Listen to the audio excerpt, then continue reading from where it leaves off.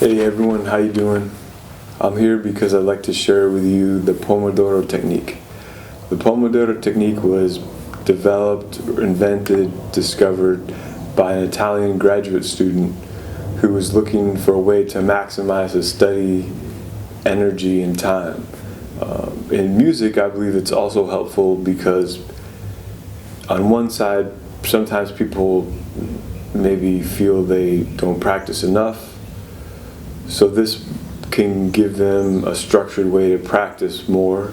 On the other hand, there's some people who practice maybe quote unquote too much, or they over practice for whatever reason, and this will give them structure to allow them to take more breaks and come back in a mentally more alert state.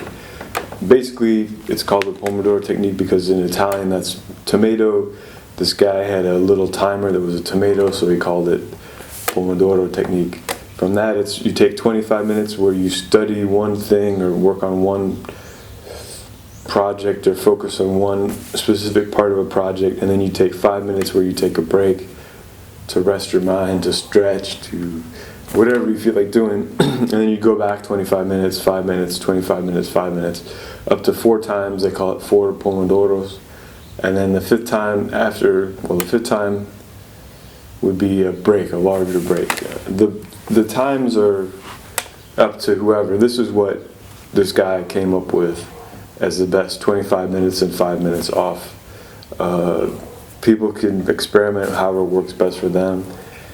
On one side, it's good because it helps one to focus on something for a fairly long bit of time, but not so long that you're gonna be feeling like you're working all day. And then it also, in theory, forces you to take a break, which is important. Say you're working on the computer, it's easy to get carried away and work on the computer for 2 hours, and your eyes hurt, and you've been scrunched over. Whereas if you're doing this 25 minutes, boom, you stop 5 minutes, you take a stretch, you drink some water, you talk to your friends or whatever it is. So it's a little bit amount of time where you can do something. It's not too much time, and so it's kind of cool. It's something to check out. I've started checking out recently with practicing and doing some other stuff, and once I get going, I actually find out that the tough thing is to stop. And it depends on your point of view. That may be good or bad. But in terms of pacing, it might be better to stop. So it's something to consider. I mean, I know sometimes when I play music with friends, we'll get carried away, and it's like an hour and a half later we're playing, which is awesome. But it's also then by the end, when if we're playing a gig or on the street and we play an hour and a half straight, we take a break, and then play another hour and a half straight. We're so tired by the end.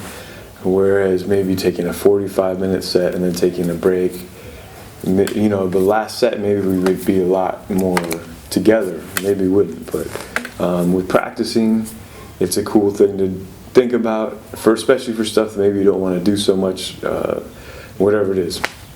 And that's the other thing about the Pomodoro Technique. There's the 25 minutes, the 5 minutes, and then the other thing is you want to write down before you start what it is that you want to work on during that time period. So I haven't written down stuff yet, but I keep it in my head. In theory, you want to write it down. So hope that helps, and enjoy the rest of your day. All right, peace.